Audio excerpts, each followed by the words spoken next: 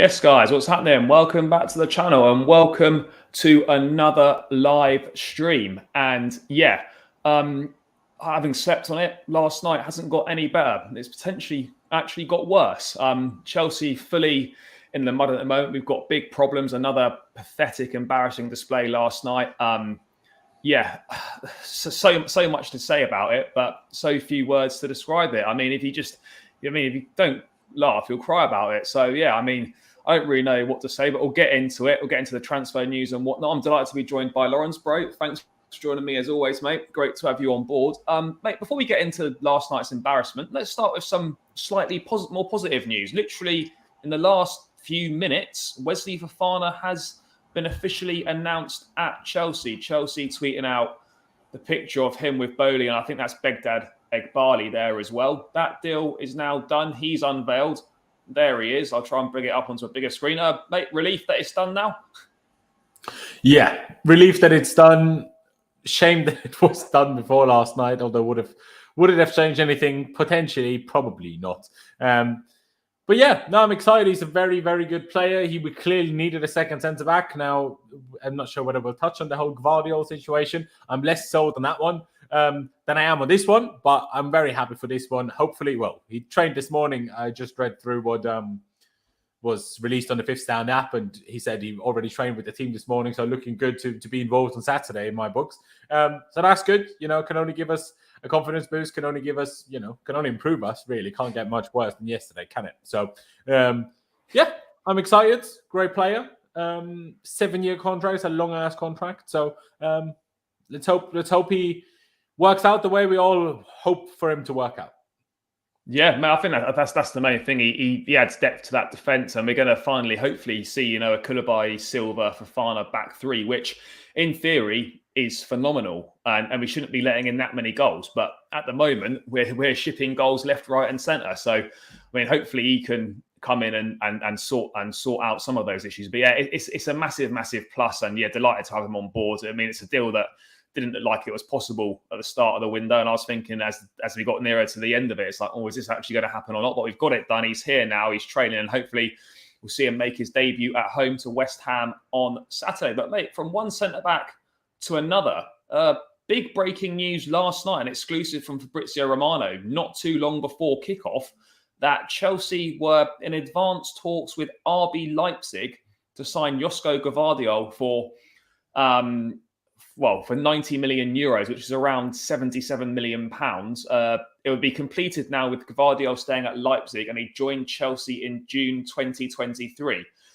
I mean, mate, when I saw this, I couldn't believe it. It's almost come out of nowhere. We've been tracking Gvardiol, but it was very much the case that a deal was totally off limits this summer. But we've obviously been working behind the scenes. Potentially, we've got a good relationship with Leipzig through Werner and other players and whatnot.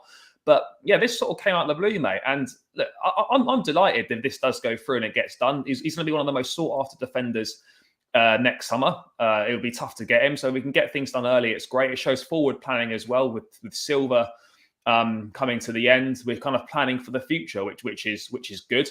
And to get one of the best young defenders in the world in world football to come in, that's great. But it has kind of come from nowhere. But mate, what are your thoughts on this? I mean, you pleased about it? I mean, I think most Chelsea fans are happy about it. I can understand that, certain people might think, well, why are we getting this done when we've got massive problems in midfield and attack, and we should be perhaps trying to address those? But it's important to also forward plan, and the likes of Gvardiol, Fofana, etc. in the back line is very exciting for years to come. But yeah, what were your thoughts on this big news when it come out?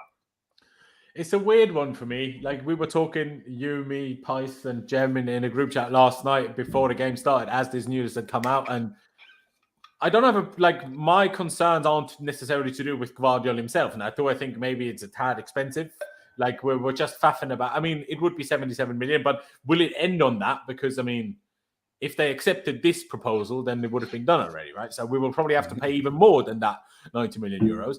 So we were just faffing about for the last month, trying to not make Fofana a world record centre-back. And now we got to do the next thing again for the next 2 days. Who knows? Now, I understand, he's a great player. Now, I say that mostly on the basis of what other people have told me. I've said it as honestly as it is. I've watched Leipzig a fair few times, but never ever paid any particular attention to Gvardiol, nor has he particularly stood out to me. That's not trying to say he's not good. I'm just saying he hasn't necessarily stood out to me as such. The confusing part to me about this is, and I understand what you're saying with replacing Thiago Silva, I get that. But replacing Thiago Silva is only relevant if we stick with the back three. Because if you have a back four, you don't want Koulibaly, who was only cheap because he was at the end of his contract, still a top centre-back, Fofana for 75 million and Gvardiol for 77 million. One of these three can't play unless we play a back three. I personally don't want to play a back three. So it's like, but at the same time, it's a very good player. It's a player that next summer, if we get it done already now, will just join us in June. So a player that's guaranteed to be here from the start of preseason, a player that's guaranteed to not cause any transfer dramas during the summer, like say a Koundé this summer did. So, there's certainly positives to take from that. Like I said, what I'm not sure about is the necessity. And I said this last night, why did we then not sell Colwell? What's the point in us? We overpaid for Cucurella to not sell Colwell. And now we're signing two young centre-backs. And we still have Koulibaly. So why did we even overpay for Cucurella just to loan Colwell? Surely we could have then, at that point, we could have might as well have just sold him, right? And also Trevor Chalobah. I don't think, competition is important.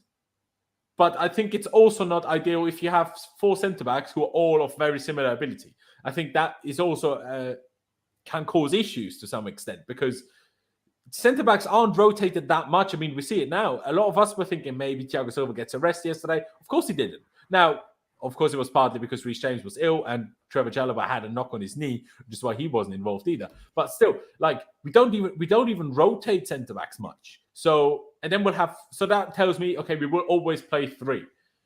And I'm just not, I don't know. At the moment, is it the system? Is it not? I know we played a back four yesterday and most of the games recently, but we played a back four not because Tuchel wanted to, but because we had to. Because, we had not Fofana not ready yet, meaning we didn't have enough centre-backs. Yesterday, we didn't even have Chalobah. I don't think we'll play a back four much when we have the available players to play a back three. And does that allow our attackers to be good? I don't know. But then again, they aren't good in this current formation either. So at that point, does it matter? Yeah, no, that's a fair point. Let me not be too negative. I know I sound like I'm not a fan of Gvardiol. I am. I'm just, like I say, it's just a case of necessity. When we had Gary Cahill and Carvalho, there was also still great centre-backs out. Gary Cahill, John Terry and Carvalho. There was still other great centre-back out there. But we still didn't sign them because you already had two great centre-backs. We didn't need another one. Do you know what I mean? Yeah, I think Tuchel's always gone on about having competition for places. I think we're seeing it in the attack at the moment. There's a level of complacency from certain players because they know they're going to play week in, week out. So you want those competition for places. But then on the flip side of that, as you say, when you've got sort of 3 or 4 top players vying for a couple of positions, it's very hard to keep all of them happy. And top players always want to play. So it's going to be. What are the problems we're experiencing right now? What are we talking about right now as the problems on the pitch? Too many players that don't want to be here being involved. But things like this is exactly what leads to those situations. That's it's true. But having said that, though, you look at it, Silva probably move on at the end of this season. Aspie, it could well move on, even though he signed a 2-year deal. He could easily move on at the end of this season. Yeah. So there's space for Gvardiol to come in. Colwell's an interesting one though, because with Gvardiol and Fofana coming in, you're almost thinking, oh, how much of a future has Colwell actually got? So as you say, we may as well have sold him. But I mean, we can deal with that further down the line. But I think this is an exciting deal. It's great to see that we're signing top defenders, great young talent as well. And to be fair, I think we've fully upgraded from what we had before in Christensen and Rudiger with the likes of Koulibaly, Fofana, and obviously Gvardiol to come in next summer, hopefully as well. Then it's definitely a step in the right direction. It's definitely a solid defence for the next 5, 6, 7 years. So I think there's definitely certain drawbacks with it as well, potentially. But yeah, hopefully. Sorry to say this again. Yeah, it's all good. Those drawbacks aren't directly related to Gvardiol himself. That's not because he's not good enough. That's not because he's not good. That's not the reason. The reason is just that I'm not sure we need that many, especially compared to when in so many other positions we have no one. That's why I don't really understand. If we had a top midfield, and we was like, we don't need anyone. And even the attack, maybe other than maybe one or two, we were like, that's all very good. Then, of course, go spend 90 million for next summer already on a defender. Amazing news. Brilliant. Fantastic. But when we're so desperate for in midfield and in attack, and our manager isn't as sure whether we are as desperate for midfield, then I'm like, I mean, hey, we have today and tomorrow. If we sign midfielders and forwards today and tomorrow, and that the whole Guardiola interest and the whole Guardiola move from us didn't stop that, no problem whatsoever. And I'll hold my hands up. My only concern would then be potentially unhappy players if they can't all play at the same time, unless we just play a back three anyway. But I'm also a little bit concerned, like, why?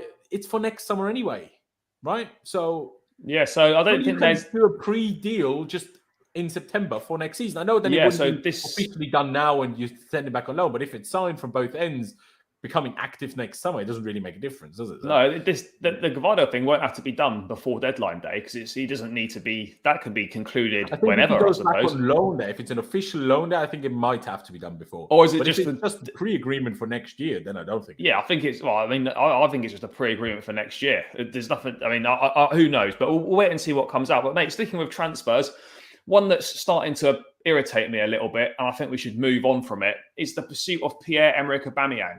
Obviously, very unfortunate what happened to him with that robbery the other day. But it's now being reported, Chelsea's still in discussions with Barcelona. It's not been sorted out. And then Sky Sports reporting today, along with David Ornstein as well, and many other outlets, that Aubameyang's set to be out for at least 3 weeks with a fracture of his jaw sustained in the attack, can resume non-contract training next week. Chelsea aware and sympathetic. Injury not expected to impact the potential transfer as talks continue between the clubs. Also, Ornstein reporting that, a loan deal could be a possibility as well. I'm just thinking with this, I think we need to move on. I know there's not really much time, but I think we just need to scrap this deal because 33 years of age is quite a lot of money for him. We're then going to bring someone in to the forward line, which we desperately need improving. And yet he probably is not going to be able to play for best part of a month. It just doesn't make any sense to me. Mate, what are your thoughts on the latest Aubameyang developments? And do you think we should walk away from this? Now, the only positive that I can take from this as a Chelsea fan is, well, maybe he doesn't want to stay in Barcelona much longer after he's been attacked, robbed, and had his jaw broken by people breaking into his house. Maybe he prefers to come back to London just for that reason. Maybe it makes the whole move a bit easier. But yeah, no, I agree with you. And also Pice's comment at the bottom of what we can see. I can see that. It is a very fair point. Like, Broja and Havertz, the best in the world? No, but it's still better than having no one, which we have at the moment in midfield, and wingers in terms of ones that want to be here. So, yeah, I was never particularly sold on Aubameyang. Then at some point, 3, 4, 5 days ago, I kind of got sold on it, not because he all of a sudden got better, but because I'm like, okay, well, it's now so late. I don't see us linked to anyone else instead of him, so just buy him. Then we started getting linked to Zaha. I was like, okay, I would take Zaha maybe instead of Aubameyang. Then we heard that Zaha is actually instead of Gordon, who we won't get, which I'm a big fan of not getting Gordon, and I'm also don't have a problem with getting Zaha. But do we need Zaha and Aubameyang? That still doesn't leave us with any wingers that are actually good wingers. Because Zaha, maybe a left winger, but certainly not a right winger. And I don't want to force Sterling on a different position just for Zaha. Do you know what I mean? Yeah, I don't know. I mean, I think this will probably still happen, but it just doesn't make sense to bring him in when he can't even play for a whole month. Like, best part of, he's going to be out for 3 weeks. A whole month, 3 weeks of no international breaks. Like, usually there's a September international break. There's not this year. Like, the first international break is at the very end of September, beginning of October, I'm pretty sure. So he will even, he won't even be back. Like, I think the international break is at the very end of September, like I say. So he will only be back actually playing for us at the very start of October. Yeah, why are we signing someone that can probably only play at the start of October? For me, it doesn't make sense. I mean, even if it was on a loan deal, it still doesn't really make sense either way. I mean, this needs to be solved like ASAP, and we need someone that can basically come in and play pretty much straight away. And now this is a big spanner in the works here. I mean, mate, I honestly think, mate, having watched last night and just watched our forward line in general this season and before, surely we should just get Ronaldo in for the season. It can't be any worse than what we're watching right now. I would say yes, because as much as I was weeks and months ago against Ronaldo, because I don't think we should have him at the club, but we're now so desperate. But then again, if you look at yesterday's second half, we had one genuine attack. Ronaldo being here doesn't change the fact that we won't score from that. If we have one attack in a half, we're not going to score no matter who the striker is. Doesn't make a difference. Do you know what I mean? But it would, true. But it would give us a lot more goals. I know it's not going to create. The chances and no. But I'm just saying on the basis of yesterday. Overall, you're 100% right. It would definitely get us more goals. Aubameyang, Ronaldo. I mean, for me, mate, like with this, I mean, I think we should just be just putting 40 odd mil on the table for Zaha and just do it, because at the moment it looks like I think Bowley is probably quite keen to get Ronaldo in still, but I mean, it would take a bit of convincing on Tuchel's behalf. But I wouldn't completely rule it out. For a shock. Did you see his interview after their game yesterday? Yeah, but he'd get exactly the same and worse here. Exactly. It sounds like an interview of a guy that's fed up at being there, wants to go somewhere else, and then he'll realise the individual errors and lapses of concentration are way worse at Chelsea than they are at Palace.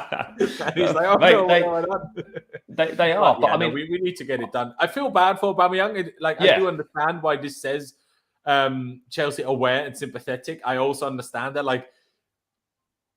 what we apparently, I mean, there's now talk about a potential loan as well, but obviously initially there was talk of a 2-year deal and stuff. If you get someone on a 2-year deal and he's out for 3 weeks, chances are he will be out for 3 weeks at some point during those 3 seasons anyway. It just is now, right? So I don't know if that's the thing that should stop us from signing him, but the other day there was reports that we have second thoughts over him anyway, regardless of him before he had a broken jaw. Do you know what I mean? So it's like, we had second thoughts, and now he has a broken jaw. And we still want it. I'm confused. Yeah, mate. I don't get it. I'd rather Zaha. I mean, it'd be preferable to have both of them, but we are running out of options now. It's literally. I'd like Zaha and the proper winger. That's what I personally think is the best shout for me. But I mean, I don't know if we've got anything up our sleeves like in the last couple of days. Something just kind of out of the blue that no one's expecting. But I mean, I think we need to accelerate a move for Zaha. There's a Aubameyang thing. I personally walk away from it, and I definitely wouldn't rule out George Mendes offering Ronaldo one final time before the window closes, because I think you'll see now that we are potentially even more desperate. But I mean, that pretty much rounds out the transfer news. Really, there's not really much else going on at the moment. Hopefully, things obviously speed up a little bit. Well, there was a report yesterday that from Gerard Romero that we apparently offered Frankie de Jong €18 million net salary, which obviously no one else has said that. That would be crazy money. Like, I think Lukaku might have been on £12 million rather than euros, but still, that's more than Lukaku was on. And we want to give that to Aubameyang, to De Jong. Like, he's a very good player, and obviously, because he's on such huge money at Barcelona, which he refuses to take a pay cut from, we probably need to spend big to get him. But more than Lukaku, really? Yeah, I don't know. I mean, the Young thing's another one that's irritating as well. I mean, who knows? With him, I tell you, we can certainly do with him. But mate, on midfielders, very quickly, last one. Mate, I know he doesn't quite solve the defensive midfield conundrum, but someone like Yuri Tielemans is available for about 25 million quid. Why don't we just go for him? I know it's not a defensive midfielder as such, but it's an extra option in there. And it would be easy to conclude the deal. And he's sort of fit in quite well. I don't know why we're not looking at that. I mean, is that someone you think we should look at? Yeah. On the one hand, yes. I remember knowing about Yuri Tielemans from being one of the young talents, whatever, on FIFA. That if you signed them on career mode, I'm not a football manager guy, but on FIFA career mode, if you signed him, he would go from a 77 that he was at the time to a 92 in a couple of seasons or whatever. Do you know what I mean? So that long before Leicester had ever first signed him. But the fact that Leicester are now willing or have potentially letting him go for less than they bought him for is a bit strange, right? Is he going into the last year of his contract? Is that the situation? Yeah, he's in the last year of his contract now. Yeah, but still, does he feel like he is so much better now than he was at the start of his Leicester career? I don't know. He's a good player. I don't mind him. He's a technical, but I'm a little bit concerned that he wouldn't really fix any of our problems other than just being there, because he's a passer, but he's not a runner. He's not He's not defensively particularly brilliant. I'm not claiming to be an expert on him either, but he's not a runner as far as I'm aware. He can shoot and he can pass, But is that what we require? That's the part I don't know. Do you know what I mean? Yeah, I mean, I don't think it's going to happen. I think we are desperate for a midfield player, but I just kind of hope that we don't end up with a situation. I'd rather take him than have no one. That's for sure. Yeah, exactly. Like, and I don't want us to end up in a situation where we sign someone below average on a loan deal or something on deadline day, like with Saul last season, because we're so desperate. But I mean, moving away from transfers, Tielemans could theoretically end up like Saul. Well, I mean, I hope not. Let's just say that the report, Simon Johnson's just saying that the Fofana deal was actually no more than £69.5 million, supposedly. Does he mean including add-ons? That'd be crazy. No, I don't think it's including the add-ons. That's the upfront fee. The add-ons could take it a bit more, but yeah, I think that's a decent fee for us. So we'll obviously wait and see what happens rest of today and tomorrow in terms of incomings. Hopefully, there's a bit of news. But mate, to the depressing scenario of last night, obviously going down 2-1 to Southampton. Same old problems rearing their heads. No desire, just poor performances all over the pitch, looking totally clueless. Don't know what's going on. Mate, where do you begin to unpack last night? For me, the worst thing about it was I wasn't even surprised it happened. I think that's the worst thing. And for me, it's concerning. So we've talked about it many times on your channel as well, mate, that you don't know what you're going to get from Chelsea this season. We play a couple of decent games. Spurs, we were decent. I know we didn't get the result. And obviously against Leicester, in different circumstances, we actually played well to get the win with the 10 men for so long. But the reality is, mate, every other game, we've been absolutely awful. And we don't look like getting any better at all. I mean, mate, where do you start with last night? I mean, because it wasn't a good one at all. No, it really wasn't a good one. And I tweeted this earlier this morning that, like, there's problems. The manager does things wrong. The players are out of form. All these things. But my biggest concern is honestly, and some people were telling me it was more luck that we still got the win against Leicester with their chances later on. I'm like, that might be true. But against Leicester, we were down to 10 men after 28 minutes. We created chances after that. We should have scored more than we did. We let them score a very easy goal as well. Like, we were better against Leicester with 10 men than we were yesterday against Southampton after the first 20 minutes for the entire rest of the game with 11 men. And that's a very concerning fact. Like, that's really concerning. How can we go from Saturday to getting a red card, adversity against us, and we deal with it? We get the win. We go 2-0 up. Okay, then we nearly throw it away, but we still get the win. And yesterday, we start well. We should have scored earlier, but then we do get a goal, go 1-0 up. And it's almost like as soon as we went 1-0 up, obviously Southampton also went up another gear once we scored. That's what it felt like to me. But still, we did nothing. The entire second half, there was this one Havertz header, which I don't think it can do much more about because it was very high. No. He already jumped very high. So how can he head it down, right? And then the Brozier header later on. And the Brozier header was really our only proper attack in the entirety of the second half. Like, that led to a goal-scoring opportunity. And that's so concerning. Like, we were chasing a goal. Then a manager switching from a 4-2-2 to a 3-5-2 when we're chasing a goal. What? Like, Pulisic, a wing-back, like, he was shocking yesterday, of course, with the way he just fell over all the time. But still, why even bring him on at wing-back? Like, why did we feel sense. A wing-back of Christian Pulisic is what we needed to change the game? Like, why is that the logic? It honestly, and I don't even want to say it, but it feels like 15-16. Well, mate, it does. It's got a lot of hallmarks of similar goings on. Even players that are supposed to be good of last season, they're not good. That's 15-16. Like, Hazard was shit. Fabregas was shit. It wasn't just Ivanovic and Cahill that were bad. It was like all of those guys. They were so bad, all of them. And that's what it feels like at the moment. Like, honestly, other than Sterling, and like, I don't want to compare Sterling to Willian because that's a disservice to Sterling, but that's what it feels like. Sterling is just what Willian did back in that season at the moment. Well, now, mate, I very much hope this turns around ideally come Saturday. But so far, it just, like, Koulibaly didn't look particularly solid yesterday. Thiago Silva was the only one that held some sort of shit together. We have Correa was decent, I thought. Every second game I sit there, I'm like, well, Mendy just ain't good enough. But then I'm also like, well, Kepa ain't good enough either. So what the fuck? Do you know what I mean? Like, it's honestly a problem. Aspie starting right back. I'm like, sorry, Tuchel. The fact that he said on Friday in the press conference, on Monday, in the press conference, is a luxury. to pick between Reece James and Azpilicueta. The luxury. Excuse yourself. No, it isn't. No, it isn't. Do you know what I mean? When I hear things like that, it's just, I get concerned. I'm a little bit concerned. I'm cheered up a little bit by the Fofana situation and crossing my fingers for a couple of other signings, because the signings are probably the best players so far. Cucurella and Sterling and he was good. Were three best players last night. Those three, in my opinion. I'm not saying they were all amazing, but they were still our best three players. Did I say Koulibaly? I meant Thiago Silva. He's not a new signing. But two of the three best players yesterday were new signings. So maybe some more new signings could be good. But at the moment, I just worry about that no matter, whether it's Aubameyang, Ronaldo, Zaha, that it doesn't change anything. That's what I'm concerned about. I'm not saying it will be like that, but I'm concerned that it will be like that.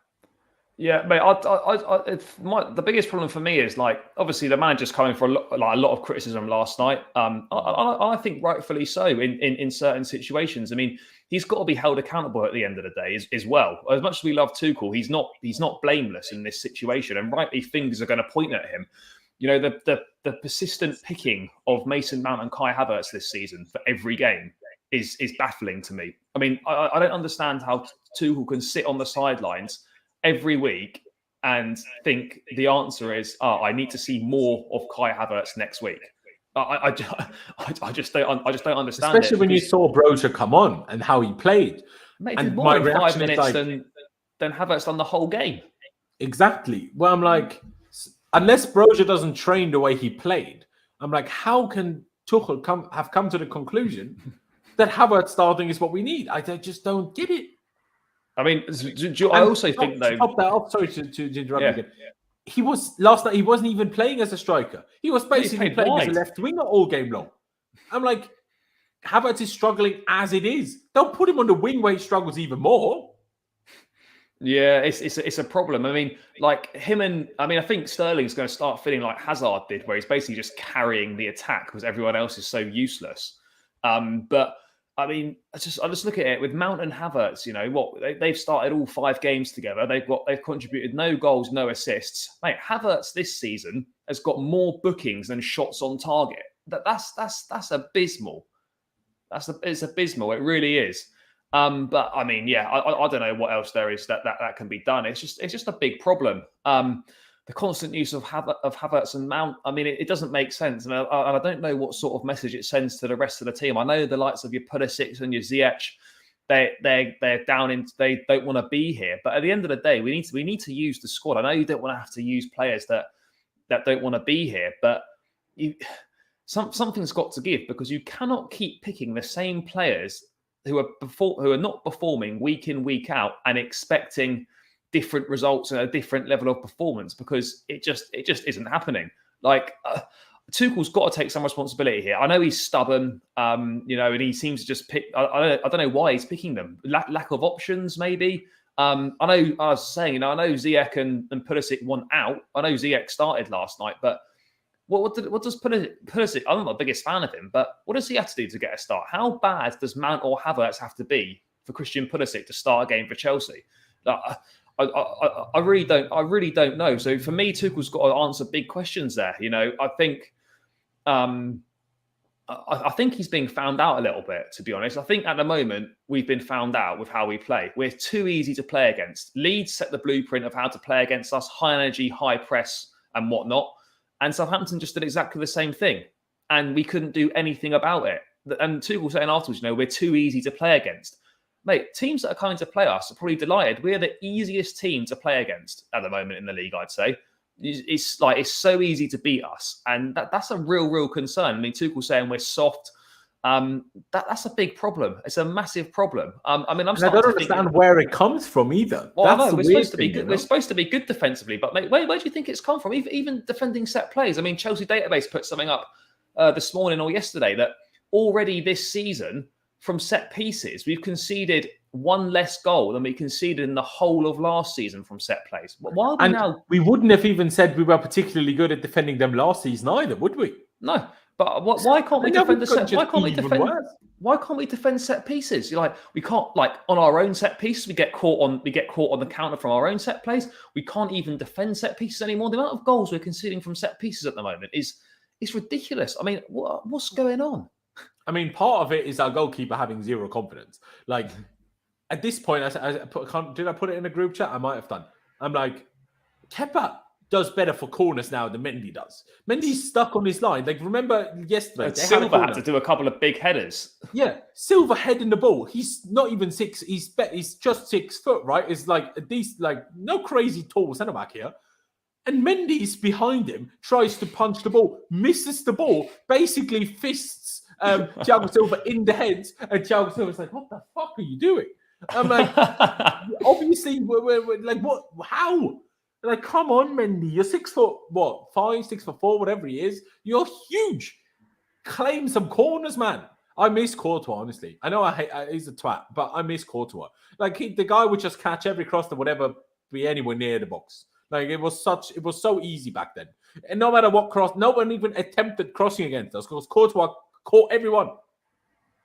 Yeah, midfield again was a massive problem. I thought Jorginho was dreadful last night. I mean, people blame him. I was pissed with Mount for giving the ball away up the pitch, but there's a long way to go from giving the ball away in the final third to having the ball in your own net. Jorginho, that was absolutely pathetic in defending that second goal. And in 2 situations. Because first he let the guy run past him, and then he didn't follow Armstrong into the box. No, but he could have just taken him down. This is an experienced player. Just take him down, take the booking. And then defending in the box is awful as well for that goal. That's the next thing I will say. Why was the defensive line? We were starting a counter-attack, right, when Mount lost the ball. Why by the time that their midfielder ran around Jorginho, why was our defensive line already in our box then? Like, well, I don't know. But then that's the next issue where I'm like, why was the line space? But Armstrong, all that space is basically on his own in the box. All the other defenders were just like he had so much space. But I mean, mate, we actually started all right. I thought first 15, 20 minutes we had some nice moments, good link-up play between the front four. We get the goal through Sterling. It's a bit lucky, but we take it. Sterling's third goal in 2 games. Good that he's getting regular goals at the moment. But yeah, from that moment on, it was a disaster. And mate, the equaliser. I'm sorry. I know people are blaming Mendy. This is on Aspie. First of all, why is he giving the corner away in the first place? He's literally like, it's got no pressure around him and he just passes it out for a corner. And then secondly... I can tell you why. Because he doesn't trust Mendy to give him the ball. And that's why. If Kepa was in goal, he passes it to Kepa and doesn't even think twice about it. But because of what Mendy did at Leeds, he didn't want to give him the ball. And that's why he gave away a corner. And then obviously, secondly, mate, we've got the situation where the corner comes in and the clearance from Aspie is terrible. It's honestly, it's awful. And yeah, it comes to Lavia, I think, on the edge of the box. Look, it's a great strike. Mendy does get a hand to it. Can you blame him? I mean, it's beaten twice in the same, like, I forgot what I was going to say now. Twice in a couple of weeks where he's been beaten at his near post. But at the same time, he does get a hand to it. I think Koulibaly does obscure his view slightly, but why is no one picking up players on the edge of the box either? I don't know. Like, that is the next question. Why is no one picking up the man at the edge of the box? I do think Mendy needs to do better. I get the obstructed view, but the obstructed view is only an issue because his positioning is wrong in the first place. Like, if we're honest with ourselves, find a way to see around your defender. It's not like the clearance from Aspie was a whole 3 seconds earlier before the guy shot. You had plenty of time to move around to see something. And if you get a hand on it, sorry, but you got to save it. There's not, like, if you have that, and he had a strong hand on it. He didn't just have a bit of a hand on it, but he just couldn't keep it out. Like, it's just, nah. But I very much disagree with George in the chat. Aspie's clearance was awful. It was awful. You don't clear it to the edge of the box. I know he clearly didn't meant to. He had to stretch for it and didn't get enough of a contact. I mean, he could have probably just left that. Doesn't mean he did it correctly. He could have left it. I mean, to get better contact. Sorry. Yeah, it was a poor clearance. I'm saying it's a poor clearance. They're both at fault. I mean, it shouldn't. The corner shouldn't have even happened in the first place. But it is what it is. It's 1-1. And then, mate, from there, as we've seen in recent weeks, we're just, as soon as it goes 1-1 in a game or we go a goal down, mate, we were done. I knew from that moment that goal went in, we weren't winning. It was just getting worse and worse and worse. And then obviously we get to, and then we go again. Mate, I think midfield, me and you could get a game this weekend. We've got no options now. Ruben going off with a hamstring problem. I mean, and Tuchel after the game saying that, where I'm just going to bring it up now. He doesn't know why we have injuries in that position. This is it here. Strange, all injury prone, that's why. Yeah, strange enough, but a huge issue. It's like 5-6 players out, including Ruben. Everybody in central midfield has an issue. I don't know why. I don't understand it, but it's a big issue. And the way he said that sounds even Jorginho might have an issue. The way he said that. Oh yeah, it's like 5 or 6 players out. I don't know. Otherwise, it's not 5 or 6 all in midfield, is it? If Jorginho isn't included as well, excuse me. I don't know. I mean, Gallagher will be back. Against West Ham. We've got Jorginho, but again, he can't play. He's subbed off pretty much every game at the moment. Jorginho. I don't know if he played 90 single game so far this season has been subbed off, which maybe is a hint at him suffering some sort of injury that he's running around with. Could be. I don't know. Maybe it would explain why he didn't take the guy down. I don't know. I'm only guessing, but it's a serious issue. And that's why I don't understand why our manager doesn't think we need a midfielder.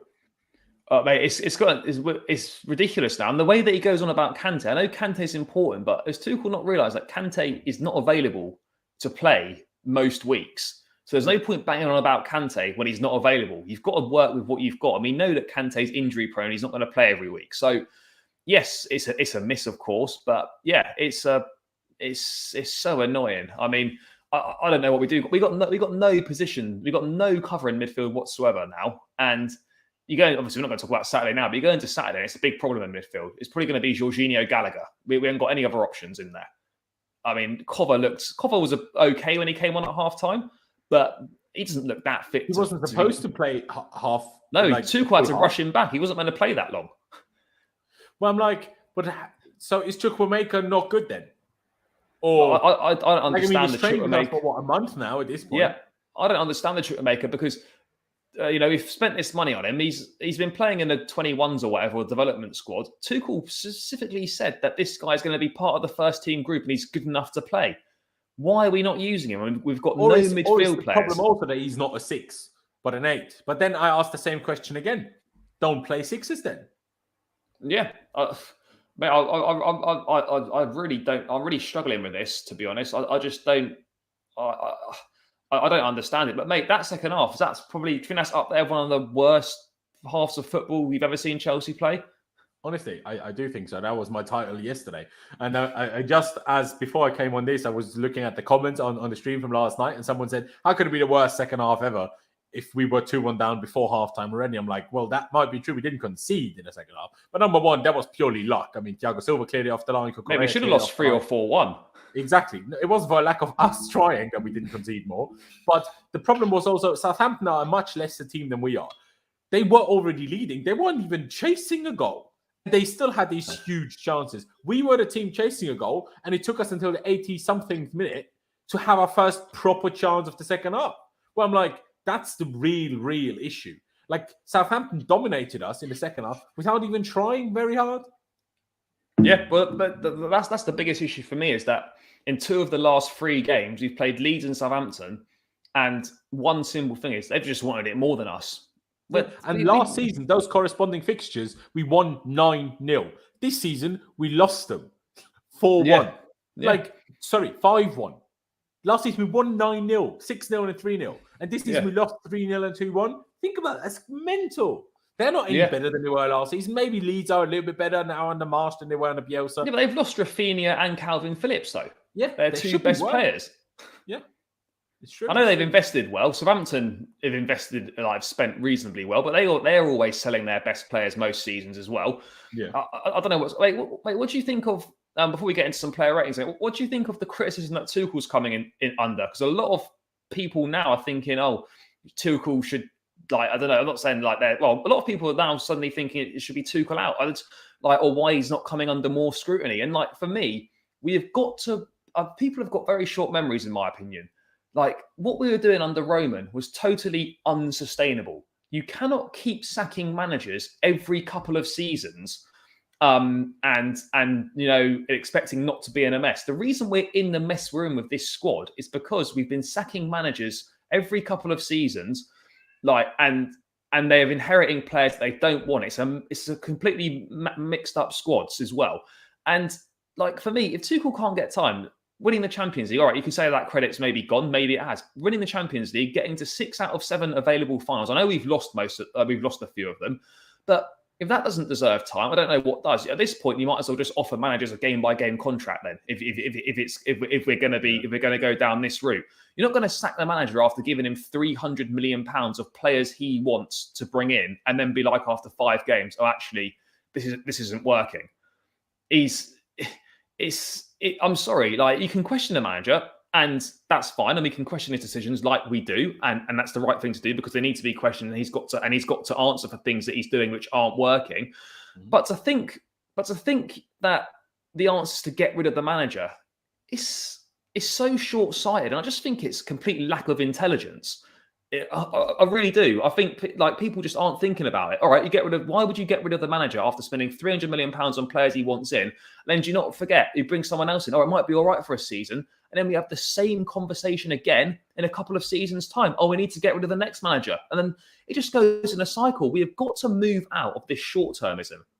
Getting rid of the manager is not the answer. It never has been. Mate, what do you think of the criticism coming in for Tuchel? Because look, he deserves criticism for sure, but replacing the manager is beyond stupid for me. People need to realize we can't, how can we even sack the manager right now? We don't have anyone at the football club that knows about football other than Thomas Tuchel, right? Obviously we have Neil Barth from Cobham, and we have assistants and stuff, but even most of the assistants are Thomas Tuchel's people, right? So if you sacked him, they would be gone too. We don't have a director of football. We don't have Marino. We don't have Petr Cech. We don't have Dennis Wise is part of Monza, of Como now. Como with Henry as well. Yeah, and Henry, true. Yeah, exactly. Yeah. Well, I'm like, so if Todd Bowley were theoretically to sack Tuchel, how would Todd Bowley decide the next manager? Because Todd Bowley isn't exactly an expert in our football, like in soccer. Do you know what I mean? He isn't. Yeah. So would I trust him to pick a good manager? Chances I'd pick bloody Pochettino, and that's the last thing I want. Yeah. Do you know what I mean? But at the same time, and I do have to say, in terms of what you said, we need to stop the merry-go-round of managers. 100% agree. But not every manager is the right one to stop it for.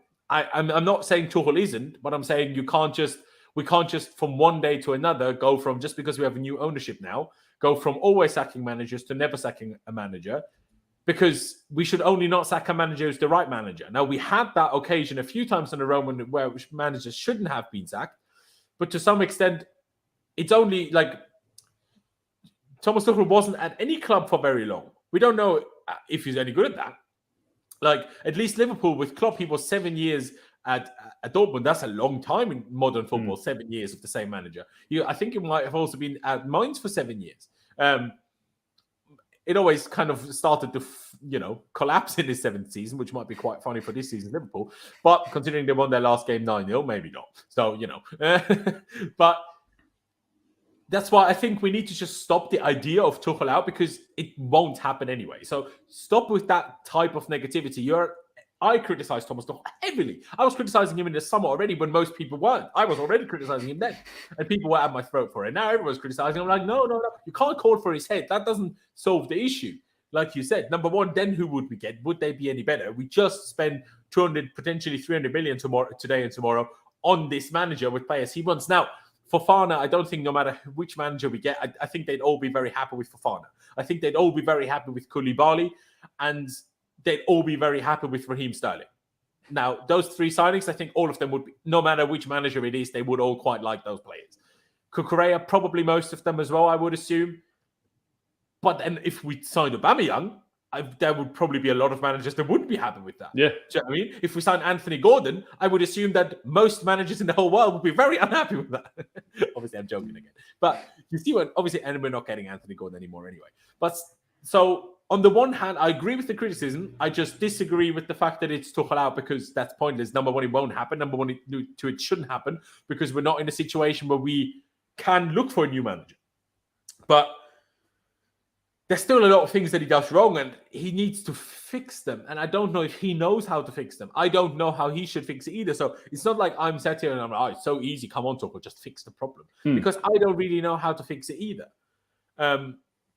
But he's being paid to fix it. And at the moment, he's not fixing it. And that's a concern, of course. Yeah, no, it's a massive concern. I mean, look, For me, there's no question that he should be the manager for this whole season. I mean, there's a conversation to be had at the end of this season. If we miss out on the top 4 or whatever, then that's a different conversation to be had, of course. But that's the next problem, right? Because we talk about, we have so much still to do next summer to really get our squad to where we need it to be. Well, if we don't make top 4, we don't have Champions League football. Well, mate, we could be. I mean, I know it's only 5 games, but if Arsenal win tonight, I think they've got a favourable game against Aston Villa. Yeah. We could be 8 points behind Arsenal already after 5 games. 5 games, crazy. Which, we have, by the way, in these first 5 games, or is it just against the ones that I think it might be all of the first 5 games. We have 8 points less than we had in the corresponding fixtures last season. Like not necessarily the first 5, but against the same teams. With 8 points less than we did after the very same games last season. That's crazy. 8 points. Yeah, it's a big problem. But yeah, mate, we'll get into some player ratings now, guys. Make sure you keep smashing the likes on the stream and subscribe to the channel if you haven't done so already. That really help me out. So please do that, mate. Let's get into some ratings then. Start with Mendy in goal. I mean, they made a few saves, but there was kind of the goal was an issue for him. I don't think he was awful last night, but it wasn't exactly his best. I mean, I'll probably go with a 5, to be honest. I don't think he was that bad, but he wasn't exactly, didn't do anything amazing. What would you think, mate? Do you think a 5's fair? You think different?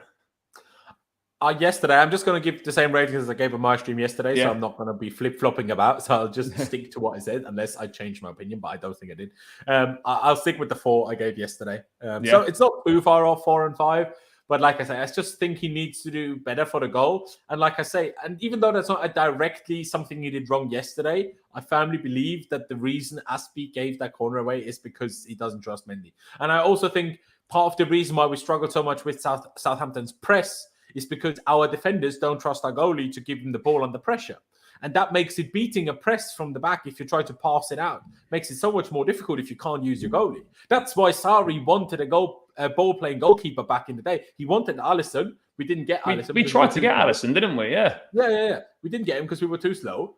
And then we got Kepa instead, who has his faults, but he's at least good with the ball at his feet. No one can debate that, right? And that was the reason, because we planned to play it out from the back, even against pressing teams, and then you need your goalkeeper to be good at that.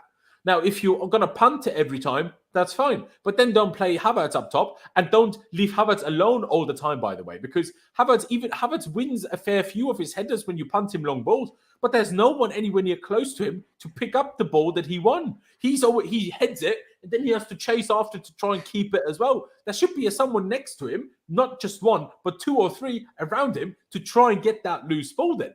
But we don't do that either. So it's like, that's not Mendy's fault, of course, but it's like we have a serious problem where we try to play it off the back, but a goalkeeper can't do it, and we can't punt it because how we're doing that doesn't work. Like, Burnley find a way to, like, I know they got relegated now, but they always found ways to punt the ball from the goalkeeper and keep possession. Just we can't do that. And it's like, do you know what I mean? Yeah, I think that Mendy probably still going to play for a few weeks, but I think if Chelsea are going to be serious and want to win Premier Leagues, I'm having more and more doubts as to whether Mendy is actually a Premier League winning goalkeeper. I'm not sure he is. But mate, what did you make of the setup last night, by the way, as well, in terms of how we lined up? Yeah, I think, to be honest, with the players out, I guess we've almost had to go with it. See, the only thing where I disagree with it, I think Aspie should never start right back. Who'd you play right back in a flat 4 with no Reece James? See, I wouldn't. I would have then just played a back 3 and played Aspie right centre back, kept Loftus-Cheek at right wing back, like he played for weeks anyway. And who's going to play him? Play Mount in a pivot? And play Mount in a pivot, yeah. I think that would have been better than exposing Aspie as a right back, personally. Yeah, maybe. I mean, let's move on to it, mate. Thiago Silva. I think he's probably one of the only players that can hold his head high from last night. He wasn't like, it wasn't amazing by his own standards, but at the same time, that goal line clearance was impressive. Yeah, outside of the boot as well, he was a cut above everyone else. I thought he was fairly decent for sure, despite with everyone else around him seemingly struggling. I think Thiago Silva was about a 6.5 for me. I even gave him a 7, to be honest, mate. Yeah, I reckon he held his own. He didn't make any mistakes, in my opinion. So, and he defended well on a number of occasions. So yeah, I said 7, but 6.5 is fair as well. I think I said 6.5 too yesterday. We'll go with this. Mate, moving on to centre-back partner Koulibaly. I think, look, we're all excited about Koulibaly coming in. He's going to be a top centre-half, but it's taking him a little bit of time to adjust from Serie A to the Premier League. I think he got caught out with the pace of the game against Leeds. Against Everton at times, he struggled as well. Obviously, much better against Tottenham. Missed the Leicester game. I thought it was a bit shaky in this game, if I'm being perfectly honest. Yeah.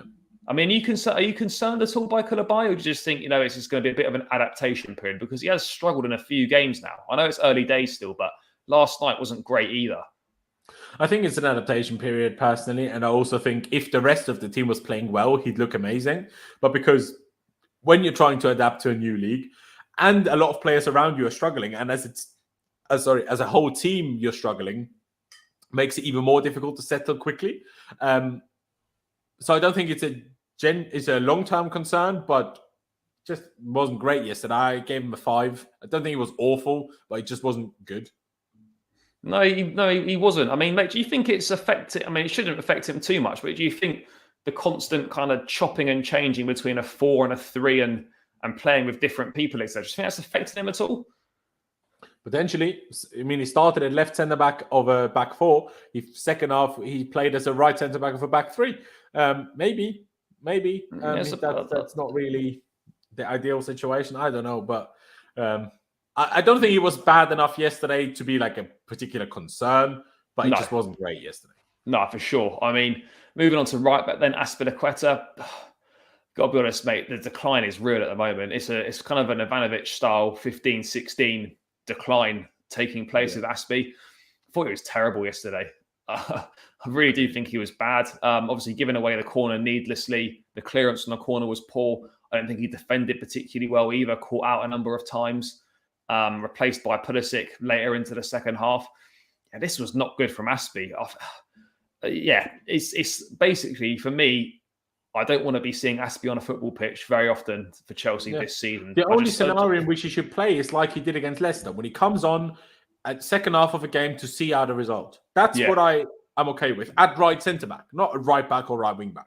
At right centre-back, for that scenario, fantastic. Like, remember Conte's first season when we won the league? John Terry was here, was still captain, but never played, basically, all season. That's the role Aspie should have now. I know he's not as old as John Terry was then, but that's the role he should have now.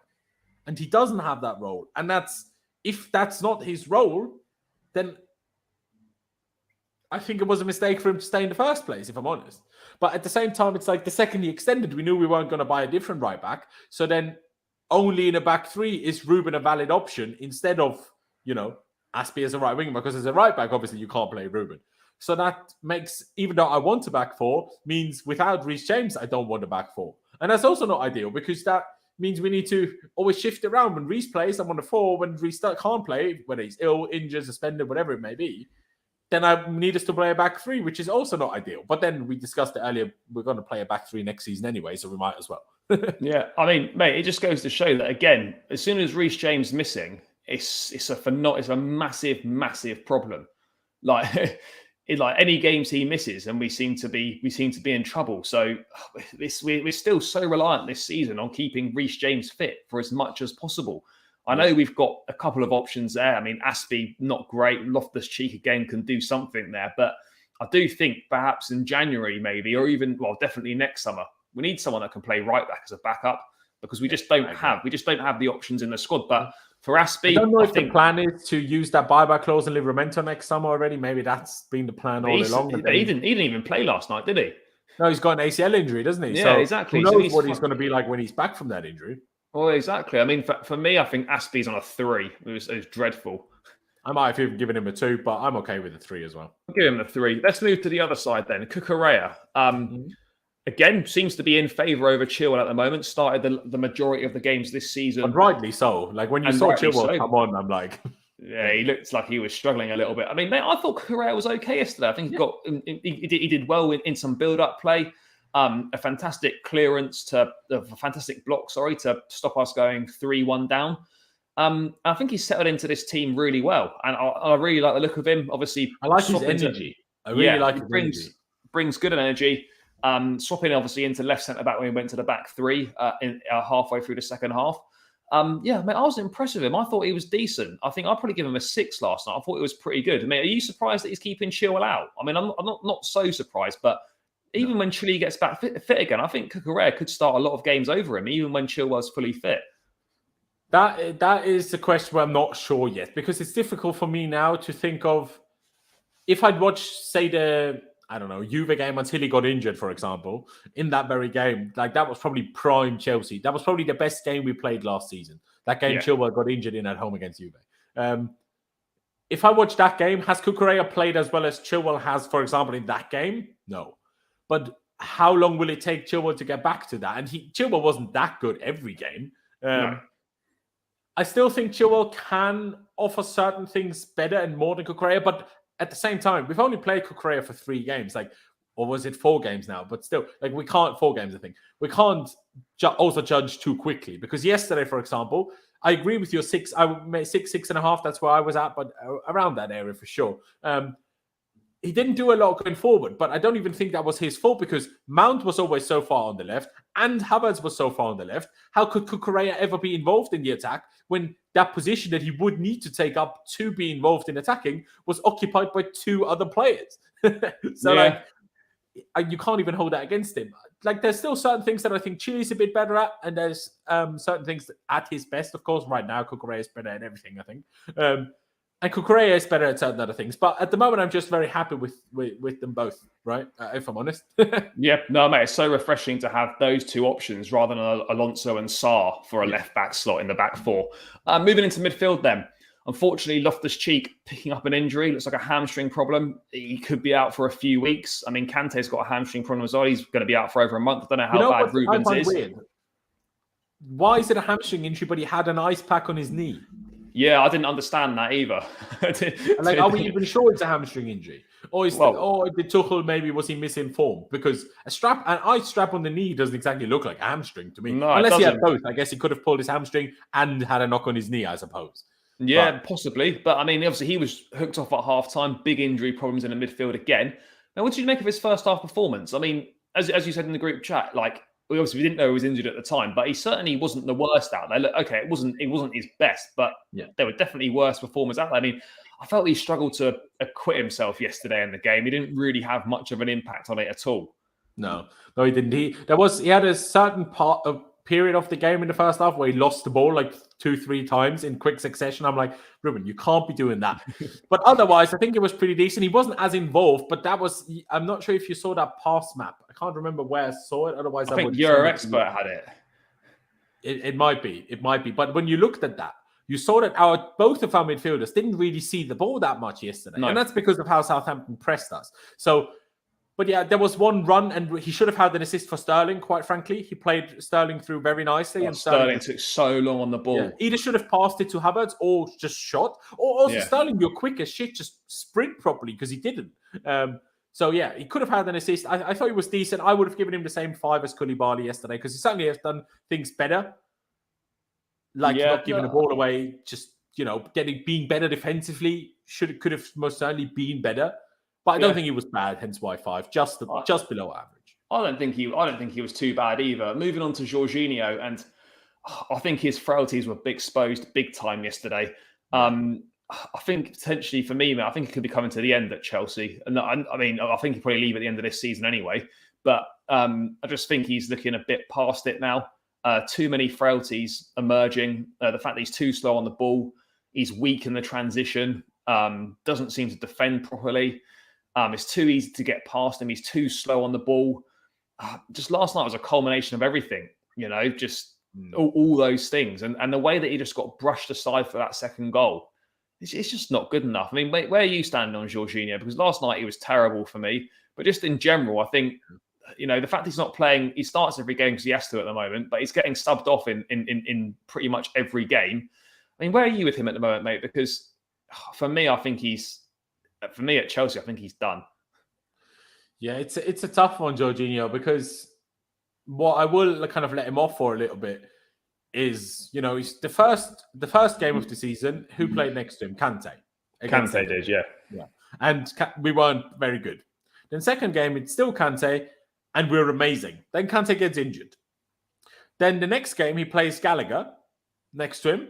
Gallagher gets sent off in Leicester. So the next two games, plays the first half there, but then we shifted Leeds. Yeah, at halftime we shifted though, and he puts Ruben next to him, and Gallagher plays as a right 10 in this very formation that we played, and then halfway through the second half, Jorginho's taken off. Loftus-Cheek all of a sudden plays as a 6.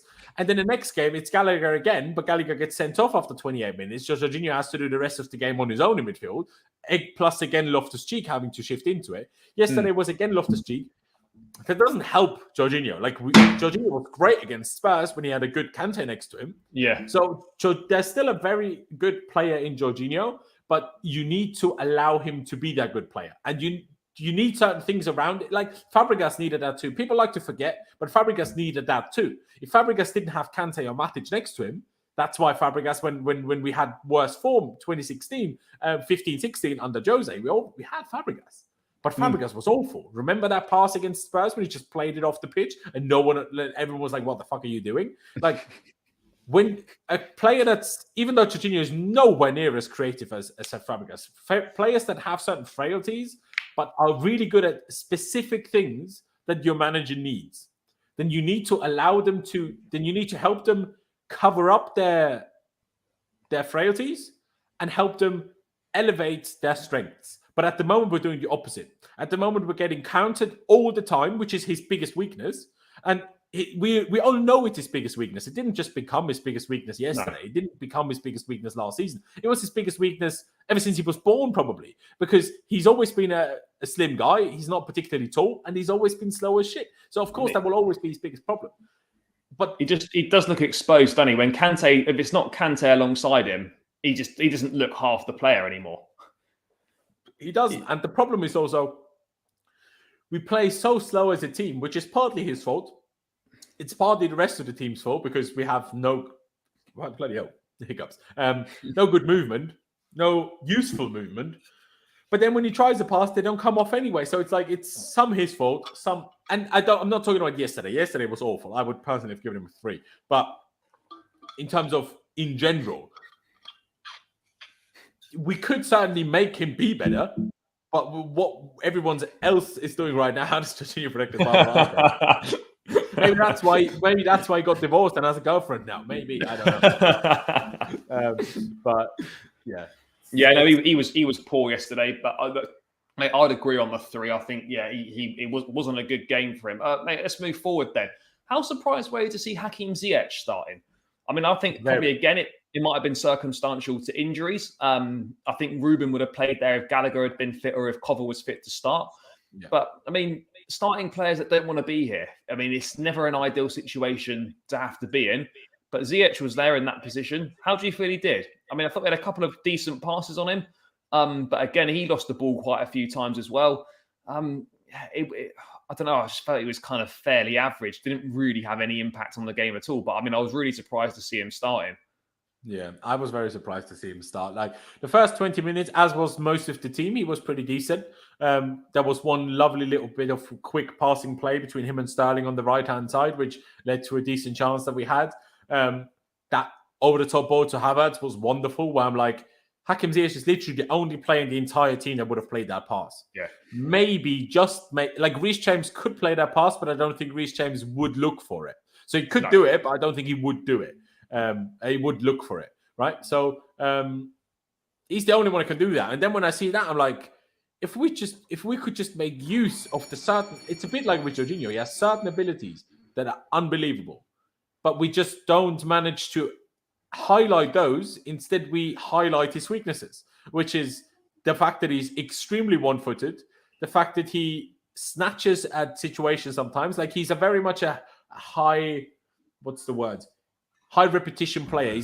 And honestly, frankly, Raheem Sterling is that as well. Like how many, Raheem Sterling could be on 12 goals already, but he's on 3. And he's still by far our best attacker, but with the chances he had, he could have scored 10 already in the first half against. He really said he could have done. Even yesterday, he could have scored 3 goals. He scored 1 goal. And Hakim Ziyech is a little bit like that. Hakim Ziyech will play 1 or 2 wonderful passes a game, but he will also play 7 really shit ones that loses the ball, and it will be really annoying for us. So, yeah, do you know what I mean? Like, it's certainly problems. Like I said, do you think we should get rid of him? If we'd replace him, yeah, but we're not replacing him, so no, if that makes sense. Yeah, I mean, to be honest, mate, I'm starting to think we should have kept Callum and got rid of Ziyech and Pulisic on loan. Yeah, I was thinking that all along. I was like, surely Callum, out of those three, like Callum needs a loan. Like Callum is the one that uses a loan the most. At least he wants to be here. He's a completely different player, and we make use of that, which could be fantastic. Pulisic, I think he's too big a name and a brand to go on loan, personally. Now, what should you make of the fact that he didn't clap the fans yesterday when he walked off? He was the only one that didn't do it. I don't like it. I think they should clap the fans. At the same time, with how a lot of Chelsea fans treat Christian Pulisic, I don't think you should be surprised at things like that either. No. Are you surprised that his loan move was blocked to leave? No, because it was supposed to be to United, and I don't think we would ever do that. Yeah. If it was a loan move, potentially, say to Dortmund or Bayern Munich or, I don't know, Atletico Madrid, I think we wouldn't have stopped it. No. I mean, back to Ziyech. Obviously, Ocampos was meant to be joining Ajax from Sevilla, but actually, that's now, I think, not happening. So Ziyech, is it? Okay. No, because apparently he flew to Amsterdam, and then the whole package was basically too expensive, so he had to fly back to Seville. So now I think that deal's off. So Ziyech could be back onto Ajax. I don't really know what's going to happen there, but as you say, mate, ideally you don't want to keep players that don't want to be here. But at the same time, we can't really afford to let Ziyech go with no one else coming in. So I think we may end up keeping him. But mate, what did you think of him last night? I'm probably looking at a 4.5 or something. I think it was a bit of a struggle. I think we ended up. I think I gave him a 4 personally. But yeah, 4.5, something like that. Moving on, because the first 20 were good. For the first 20, I probably would give him 7. But the rest of the game was just really bad, so that overall ends up with a bad rating. Yeah, it's a shame there were 70 more minutes of the game. But moving on to Mason Mount, another player that is struggling big time at the moment. It doesn't seem to matter where you play him at the moment. He just isn't delivering. There's 5 games now, no goals, no assists. Doesn't really look like influencing the game in any way at all. He looks a complete shadow of himself. I mean, some of his passing yesterday was awful, giving the ball away all too easily. This was really un-Mason Mount-like, but it's what we're becoming used to at the moment this season. This is a kind of a Mount level of performance at the moment. And there's just nothing there. I mean, how concerned are you by Mason Mount at the moment? Because for me, it's a big problem. Actually, very concerned, because I know you've been very critical of Kai Havertz, but Kai, while playing badly, at least runs his socks off and presses like a crazy motherfucker every time he plays. Mount doesn't even do that, if I'm honest. He used to do that, though. Yeah, he used to, but he doesn't at the moment. Like, Havertz was the one with the most distance covered against Leeds and against Leicester. And you saw it. You could just watch the game and you saw he must be. Because he was sprinting left. Like, I never saw Havertz jog. He was sprinting everywhere he could go in those last 2 games. Even yesterday, he was like running after everyone all the time. And Mount, I'm like, he's always like a 3 steps late to every player he's trying to close down. I'm like, that's not it. But I also think this Mount struggle at this early start of the season is mostly down to Thomas Tuchel and the system. Because how many times have we played this 4-2-2 now? This season, 4 times out of 5. And what was his best game? Probably Everton. Well, Tottenham probably his best game. It was probably his best game. No, I'd say Spurs probably his better one when he played in that. But yeah, okay. Spurs probably better, yeah. Okay, fair enough. Yeah. I'm almost excluding Spurs because it seems like we only turn up against Spurs anyway. Yeah. But this wide, because Thomas Tuchel doesn't even call it a 4-2-2. We call it a 4-2-2. Thomas Tuchel calls it a 4-4-2, which will tell you that Mount is a left mid. Do you think Mount should be a left mid, Thomas? No, he should not. Shouldn't be. So don't play him there. He's literally stood in the way of Cucurella. He stood in the way of Havertz. I almost want to go look for this now and then send it to you if I can find it. This map that I saw, because the positioning of them two is crazy. Like, they're basically stood on top of each other. And Jester was saying this on my stream the other week. On Saturday, actually, he's like, Mount and Havertz can't play together. One of them, and then if you even saw that second half against Leicester, how much better was Havertz in the second half against Leicester? Oh, he's better because Mount wasn't amazing, there. But still, how much better was he? He was better, yeah. And I'm like, they just don't work together. I feel because they stand in each other's way. Even the what we conceded the second goal from, where Mount gave the ball away to Havertz, they were so close to each other. Then Havertz starts to run. Mount thinks he's not going to make a run, so plays a short ball. While Havertz made a run to receive a through ball. There's no communication. You have no communication. You have no understanding of each other.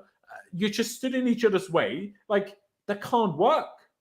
Do you know what I mean? No, it can't work, and it's a big concern. And for me, mate, Mount's got to sit on the bench. People go on about, oh, Mount's our best creator, Mount this, Mount that. No assists this season from 5 games, and even I know he got 30 goal and assist contributions last season, but I think for his assists from open play, I think it's less than 5.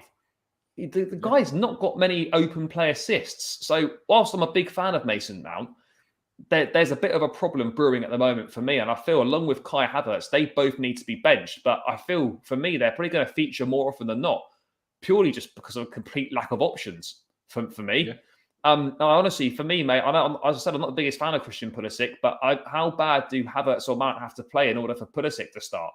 Like, it's getting a bit silly now. Like, Pulisic can't be any worse than what Mount and Havertz are serving up at the moment. Like, I think it's pretty harsh on Pulisic not to be starting. And I think Tuchel, I'd love someone to. The annoying thing about these press conferences, no one asks Tuchel the questions that we want to know. Like, someone needs to ask him why he keeps picking Mount and Havertz. Like, just someone ask that question.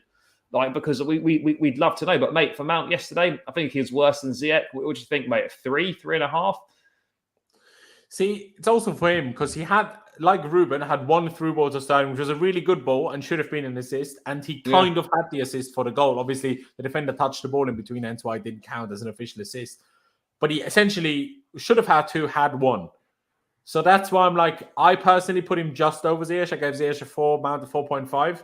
Yeah. But they like not much between them, in my opinion. Like, honestly. I'll probably give them the same. Let's go to 4.5. But both poor, we're being perfectly honest. Mate, let's move on to Raheem Sterling. Got his goal, 3rd goal in 2 games. Started brightly. For that first 20 minutes, like a lot of the attack, he was decent. But for the remaining 70 minutes, he really struggled as well. Too easy to brush him off the ball. A lot of things just not working. But again, for Sterling, I feel like he's going to become frustrated. He's going to become like Hazard was, where he's having to carry this attack. If he doesn't play well, then we're not going to score any goals. It's basically, I think, the situation we could find ourselves in with Raheem Sterling pretty soon. It's good that he's scoring goals, but again, you're only as good as what's around you. And he's just not really getting any other help from the attackers. But I mean, how did you feel he played yesterday? I think a pretty similar conversation. Good for the first 20. Poor, like fairly poor for the remainder. Yeah, if I'm honest, yeah. I mean, even the first 20, he had the chances, but he missed 2 big chances. Like, let's not lie to ourselves. It's so long on the ball as well. Screaming. The one that he scored was probably the most difficult one of the lot. Yeah, weirdly, that was great composure, but because of the goal, because he still got the chances and still did, even though it was also poor like the others after the first 20. Still better than the others, I would have said. So I can't remember what I gave him yesterday, like a 6, a 6.5, something like that. I know he's good, but I still personally wouldn't have gone as high as Silva. No, I think a 6 is fair for Sterling. I'll tell you someone who definitely isn't getting a 6, maybe a -6, but Kai Havertz. I mean, what I don't know what Broja's got to do to start a game. I don't know what's going on here, but Havertz getting another start again. No goals, no assists in his first 5 games. I think he's been pretty poor in every single game this season, and I stand by it. Minus a Champions League final goal, I'm sorry, he's no better than Timo Werner. And I know people might think that's ridiculous, and he's probably a more gifted footballer than Werner. But at the end of the day, his output at Chelsea minus that goal for me is not really any better than Timo Werner was. He was awful yesterday, Why, like, you see, he does, as soon as he gets that ball from Ziyech, that crossfield ball, take the touch and run into the space. Don't just stop and not do anything.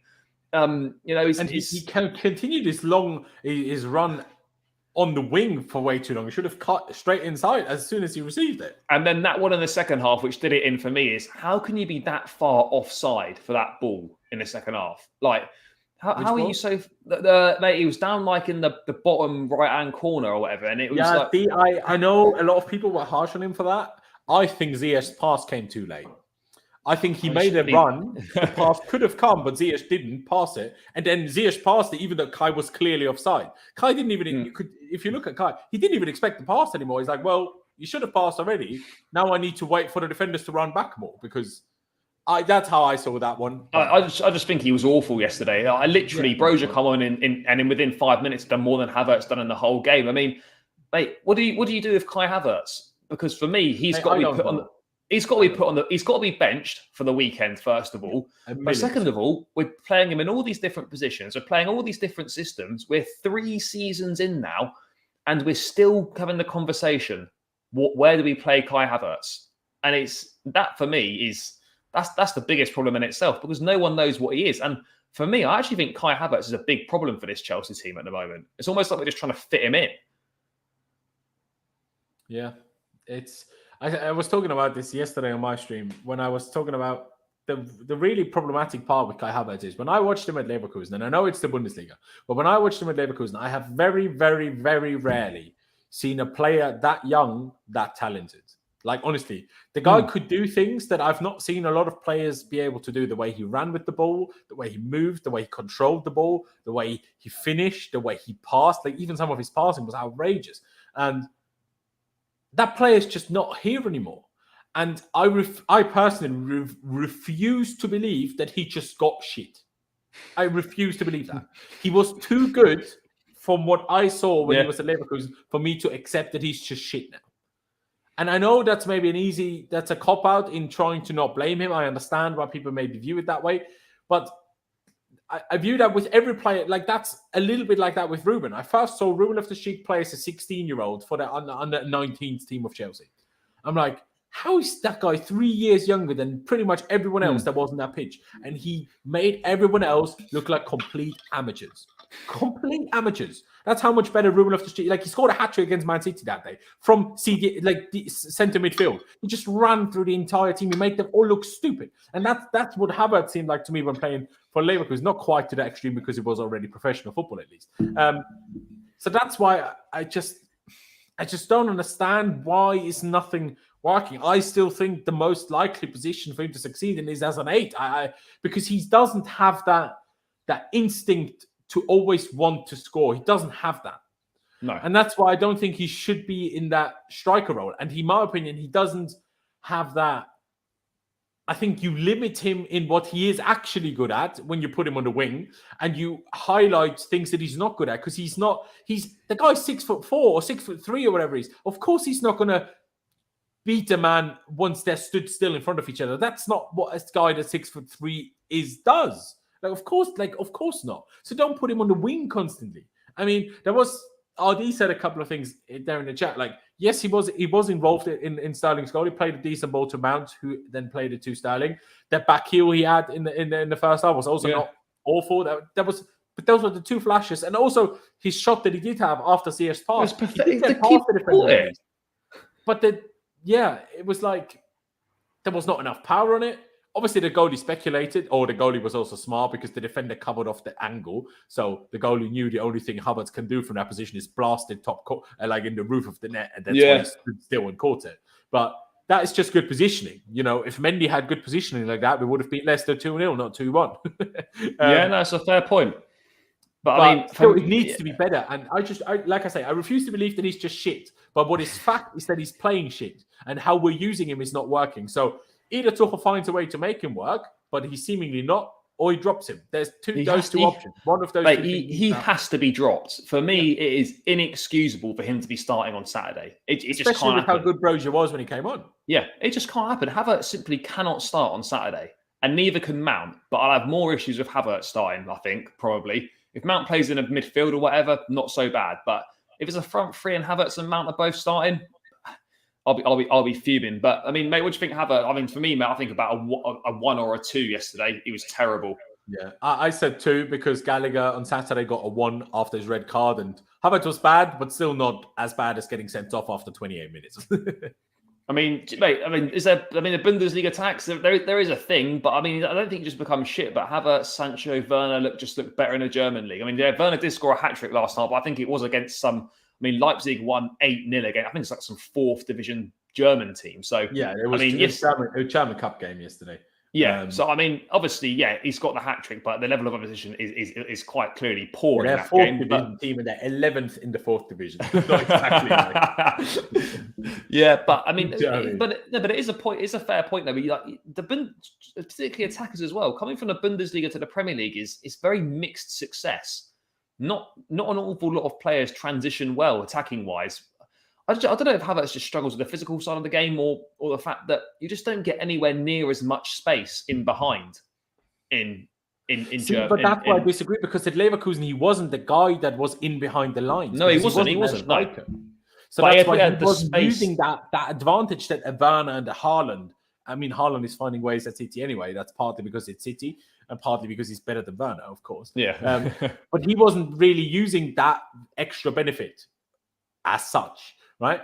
I mean, if you do that goal he scored against Newcastle, if you're a shit player, you can't do that. No, he's got ability. He does have ability, but even just his touch is sometimes weird. Where I'm like, that just shows there's no confidence, and that goes back to the manager. How can it be that none of our players and who are the 3 players that have the most confidence in our team?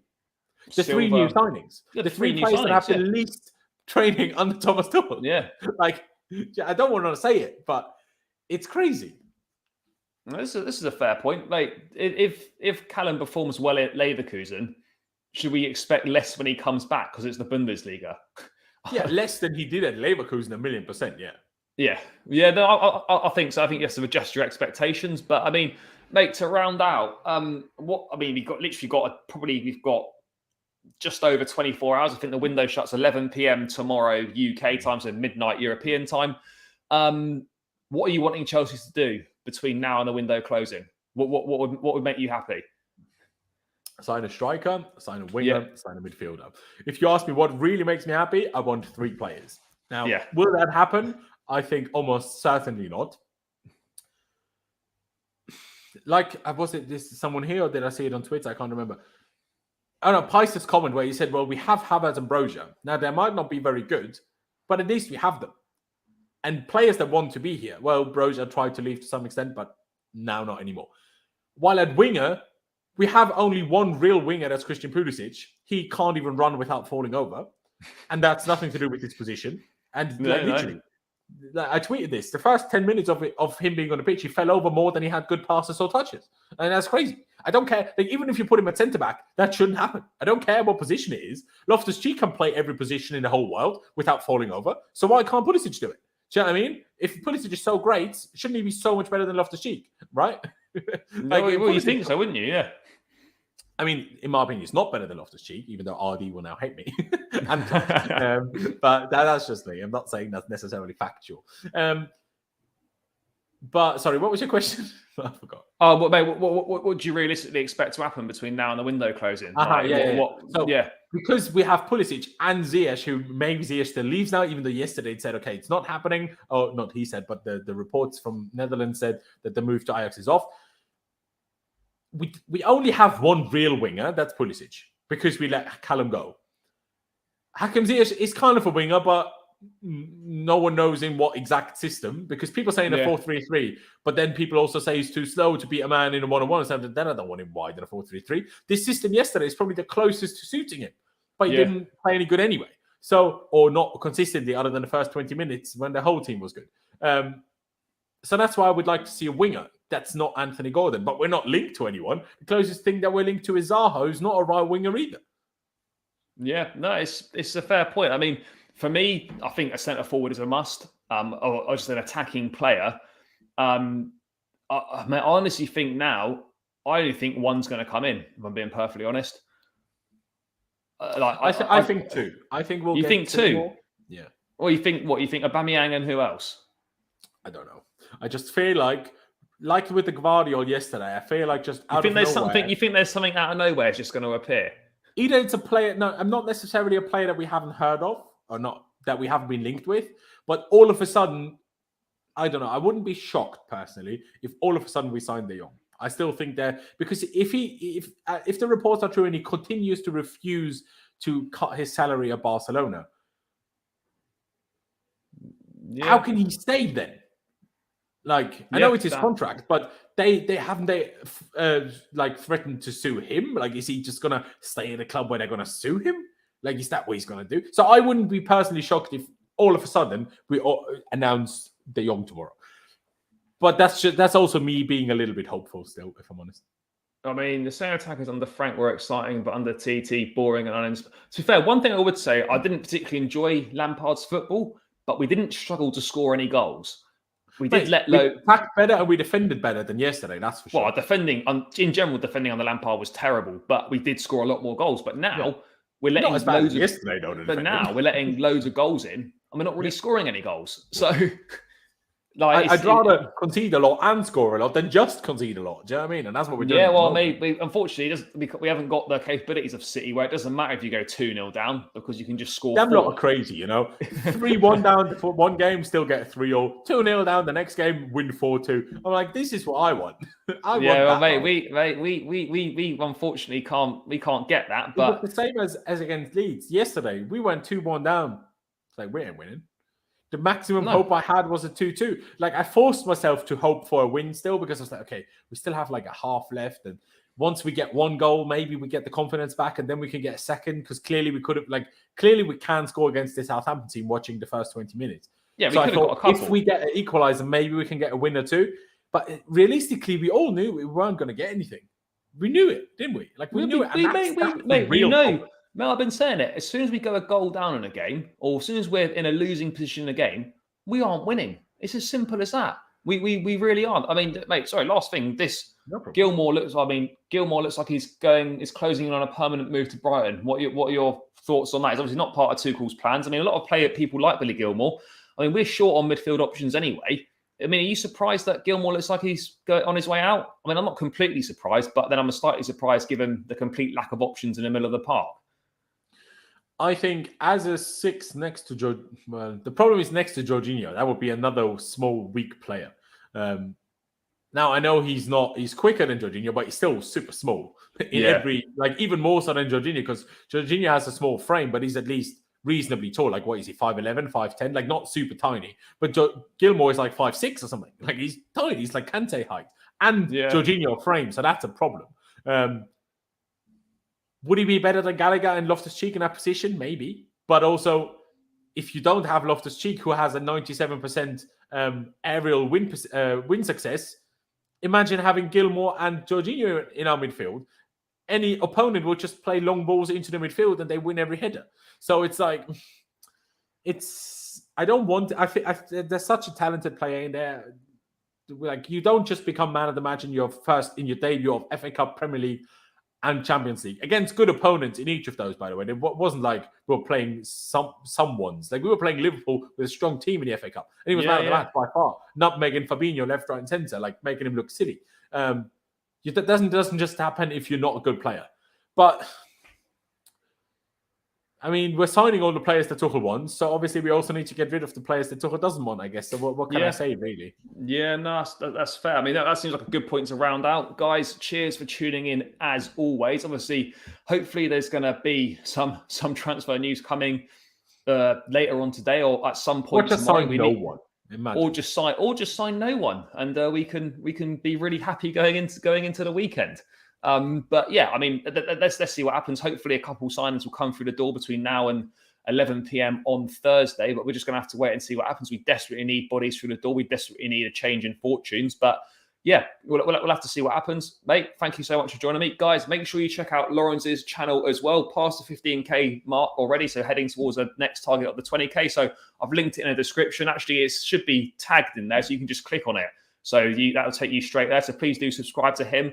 And you can follow him on Twitter as well. That's also linked in the description. And guys, on your way out, please do smash the likes on the stream and subscribe to the channel as well if you haven't done so already. Heading towards 2K now, already over halfway there. So let's make another indent into that. So yeah, smash the subscribe and the likes on the way out. And guys, catch you maybe tomorrow with some transfer news and definitely Friday for the West Ham preview. But until then, take care and up the Chelsea.